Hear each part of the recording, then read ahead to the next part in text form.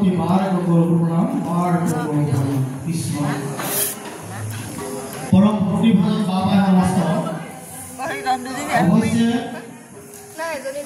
আমি ইমান যোগ্য নহয় আমি কিবা এটা কৈ আপোনাক বুজাব পাৰিম বা কিবা এটা কৈ আপোনাক আমি আনন্দিত কৰিব পাৰিম তথাপিতো আমাৰ অকমান এই কামবিলাক কৰি থকা দেৰি হৈছে তাৰ বাবে দুআষাৰ ক'বৰ বাবে আমাক আগবঢ়াই দিছে আমি সকলোৱে জানো যে পৃথিৱীত যেতিয়াই অন্যায় অনীতি বাঢ়ি আহে পৃথিৱীত যেতিয়াই সংস্কৃতিৰ ওপৰত অপসংস্কৃতিয়ে গ্ৰাস কৰে পৃথিৱীত যেতিয়াই অন্ধবিশ্বাসৰ দিশে মানুহ গতি কৰে পৃথিৱীত যেতিয়াই অধৰ্মকে ধৰ্ম বুলি মানুহে আঁকোৱালি ল'ব বিচাৰে ঠিক তেনেহে সময়বোৰতে প্ৰভু ভগৱন্তই নানা ৰূপেৰে অৱতাৰ গ্ৰহণ কৰি এই ধৰাধামলৈ নামি আহি দুষ্কৃতি নাশ কৰি সংস্কৃতি স্থাপন কৰে অনীতি আঁতৰাই নীতি প্ৰতিষ্ঠা কৰে অধৰ্মক আঁতৰাই ধৰ্ম প্ৰতিষ্ঠা কৰে ঠিক সেইদৰে কলিযুগত যেতিয়া মানুহে জাতি নামত বৰ্ণ নামত বিদ্বেষ সিঁচি দিলে এজনে আনজনক ঘৃণাকৰ চকুৰে চাবলৈ ল'লে আনকি ধৰ্ম নামত নিৰীহ প্ৰাণীসমূহক হত্যা কৰা এটা যি কথা আৰম্ভ কৰিলে সবাতোকৈ ডাঙৰ কথা এই অসম ভূমিতে অন্যান্য জীৱ জন্তুৰ লগতে মানুহ বলি দিয়া কথাও প্ৰচলিত হৈছিলে ঠিক তেনেহেন সময়তে ত্ৰিভুৱন বন্দন দৈৱকী নন্দন জু হৰি মাদল কংস অৰ্থাৎ ত্ৰিভুৱনে যাক বন্দনা কৰে দৈৱকীৰ পুত্ৰ যিজন ঈশ্বৰে কংসক মাৰিছিলে জগজনৰ পালন দেৱনাৰায়ণ শংকৰে তাকেৰি অংশ জগজন অৰ্থাৎ এই জগতৰ লোকসকলক উদ্ধাৰ কৰিবৰ বাবে তাৰণ কৰিবৰ বাবে প্ৰভু ভগৱন্তই শংকৰৰূপে অৱতাৰ গ্ৰহণ কৰি ধৰাধামলৈ নামি আহি এক সৰল হৰিনাম ধৰ্ম প্ৰতিষ্ঠা কৰিলে য'ত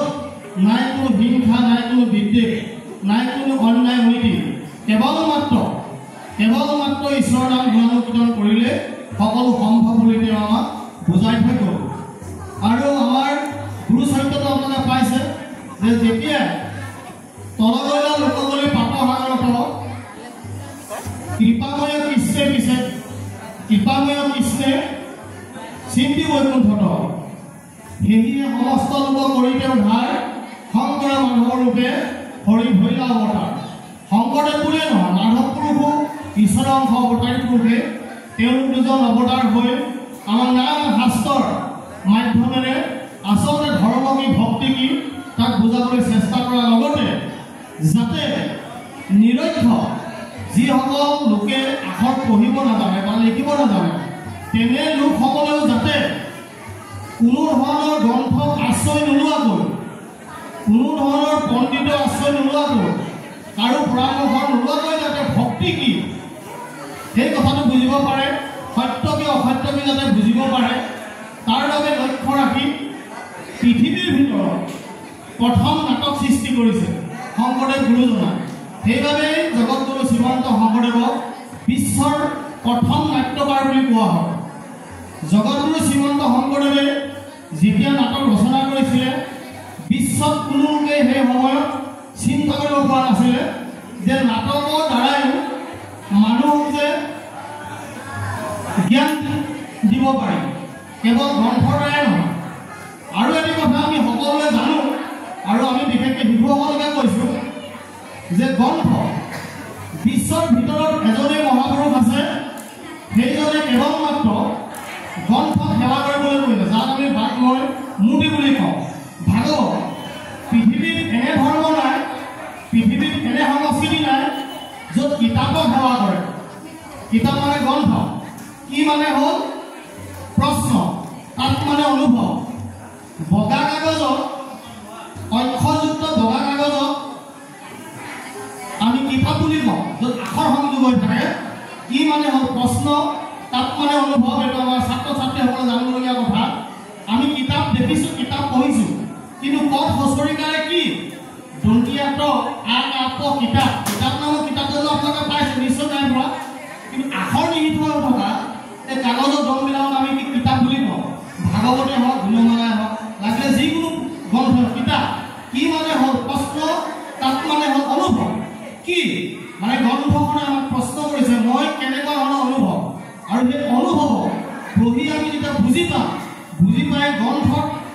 নিহিত হৈ থকা সত্য শুদ্ধ কথাবিলাক আমি যেতিয়া মানি চলিবলৈ চেষ্টা কৰিম তেতিয়া আমাক কিতাপ পঢ়া বুলি কয় বা কিতাপক বুজা বুলি কয় বা গ্ৰন্থ অধ্যয়ন কৰা বুলি কয় আৰু যাই হওক গুৰুজনাৰ যি সংস্কৃতি ইতিমধ্যে অসমৰ লগতে বিশ্বৰ নানা প্ৰান্ততো সিঁচৰিত হৈছে ই আমাৰ শুভ লক্ষণ আৰু এতিয়া আমাৰ এই মহাপুৰুষ শ্ৰীমন্ত শংকৰদেৱৰে অমূল্যদান ভাওনা আজি আৰম্ভ হ'ব মৎস্য অৱতাৰ ভাওনা আপোনালোকে উপভোগ কৰিব পাৰিব এই ভাওনা যোগেদি আপোনালোকক এটা কথাই দেখাব এই ভাওনা বুলি নহয় যিয়ে ভাওনা নহওক কিয় এক ঈশ্বৰবাদ মানে আমি যে এক ঈশ্বৰ উপাসনা কৰিব লাগে সেই কথাটোকে বুজাবৰ বাবে প্ৰভু ভগৱন্ত অৱতাৰী পুৰুষ জগতগুৰু শ্ৰীমন্ত শংকৰদেৱে ভাওনা সৃষ্টি কৰিলে আপোনালোকে চাব যিমানে যি নকৰক শেষত গৈ যদিও দুৰ্বল হয় প্ৰথম পৰ্যায়ত দেখিব যে ঈশ্বৰ ভক্তি যিজনে কৰে যিজন ঈশ্বৰৰ ভকত সেইজনৰ জয় হয় আৰু দেৱতা যিসকল দেৱতাৰ ভকত তেওঁলোক সদায় শেষত পৰাজয় হয় কিন্তু ডাঙৰ কথা হৈছে কি আমি ভাওনা আধাতে সামৰি গুচি যাওঁ সেইকাৰণে আমি ভাবোঁ যে ঈশ্বৰৰ উপাসনা কৰা ভক্তজন চাগে পৰাজয় হ'ল কাৰণ প্ৰথমতে তেওঁ পৰাজয় অসুৰ হাতত বা দৈত্য হাতত আমি ভাবোঁ কি এই দেৱতা পূজা শিৱ পূজা ব্ৰহ্ম পূজা কৰাসকল চাগে জয় হয় আমি উল্টাকৈ ভাবোঁ এইটো কাৰণে কাৰণ আমি আধাতে ভাওনা সামৰি আমি ঘৰলৈ গুচি যাওঁ কিন্তু আপোনালোকে শেষলৈকে যদি চায় প্ৰতিখন ভাওনাত এটা বস্তুৱে দেখিব এক ঈশ্বৰবাদ মানে এক ঈশ্বৰ উপাসনা কৰাটোকে প্ৰতিখন ভাওনাই বুজাব বিচাৰিছে কাৰণ দেৱতা পূজা যে খন্তেকীয়া আৰু দেৱতাসকলে যি বৰ দিয়ে সেই বৰ যে বৰ খন্তেকীয়া এই কথাটো বুজাব আমাক চেষ্টা কৰিছে সেই বস্তুটো আজিও আপোনালোকে দেখা পাব যদিহে ভাওনা ভাগ আপোনালোকে সেই মুহূৰ্তলৈকে উপভোগ কৰে দেখিব ঈশ্বৰ উপাসনা কৰা ভক্তগৰাকী জয় হ'ব আৰু ঈশ্বৰৰ বাবে অন্য দেৱতা উপাসনা কৰা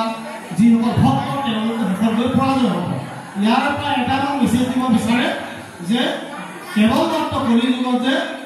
ঈশ্বৰ উপাসনা কৰা ধৰ্মটোৱে অৰ্থাৎ এক শৰণ হৰিনাম ধৰ্ম যে শ্ৰেষ্ঠ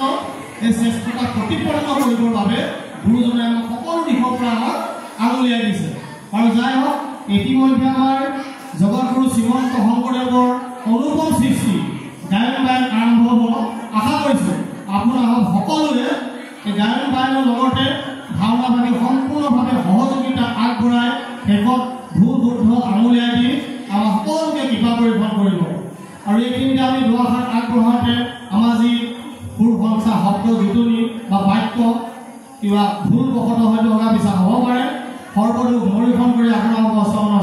ঠাই দিব হেতুকে আমি দুষাৰে সেৱা নিবেদন কৰিছোঁ কোটি কোটি গুৰু অপৰাধতে কৰোঁ আমি দুৰাশ হয় সেই হৰিমুখৰ ৰাস হেন আমি ক্ষমিক কৃপাময় প্ৰভু ক্ষমিক কৃপাময়